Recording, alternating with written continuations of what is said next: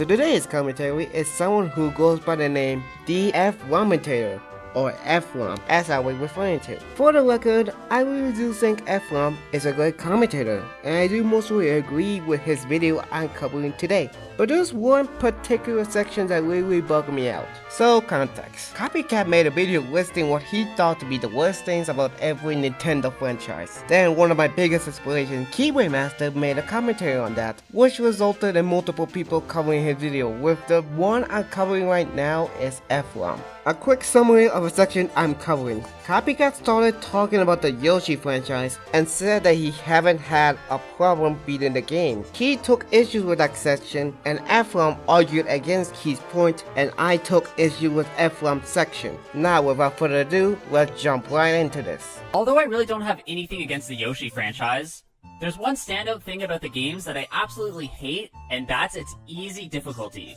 Other than Super Mario World 2, Yoshi's Island for the SNES, I feel like I haven't had any trouble with any of the titles since that entry, where it almost seems like Nintendo is intentionally producing them for kids as a stepping stone to other franchises.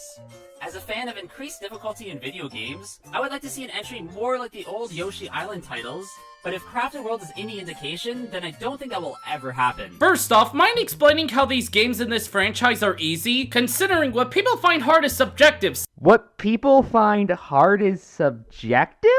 Then why do so many games have difficulty settings? How would you even calculate that if it were subjective? Ephrom, first of all, you kinda cut Kia off before he could even finish his point. So this entry just boils down to, these games are too easy for me, therefore it's the worst thing about this franchise. First off, mind explaining how these games in this franchise are easy, considering what people find hard is subjective, so while you might see them as easy, someone else can see them as hard. Second, this point doesn't really do much since player skill and the type of game someone's good at play alone that would imply a level of subjectivity. And difficulty settings can alter the difficulty and can add things that are going to make things harder. Although most hard difficulty stuff either removes perks or makes enemies do more damage or throw more in. Stuff like Minecraft having enemies hurt you more and zombies being able to take down your wooden doors. Stuff that would naturally be harder. What I'm getting at here is that difficulty settings can only do much in making your point. Not to mention, difficulty in video games is incredibly subjective from player to player, and it's not exactly one size fits all as you're making it out to be. So while you might see them as easy, someone else can see them as hard. Yeah, someone who hasn't played very many video games and might want to be introduced to the medium, which Copycat specifically acknowledged was possible.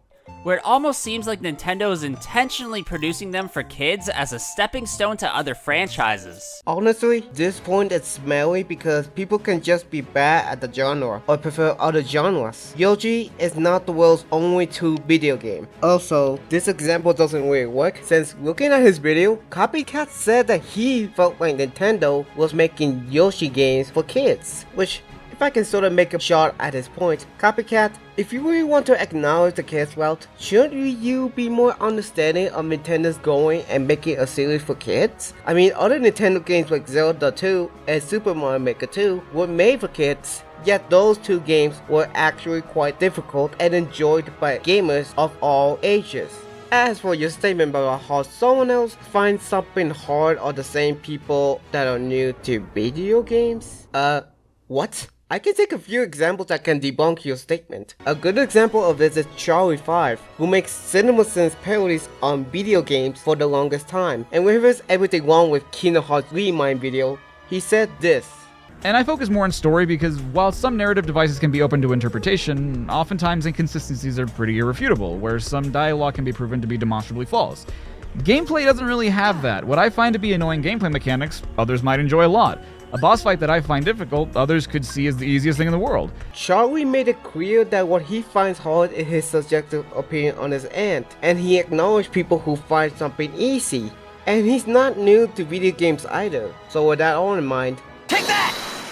So if I can give advice, Ephrom, be careful where you interject and how you argue. Let a point play a bit before cutting in with your argumentation, doing scripting or recording or whatever stages you're in.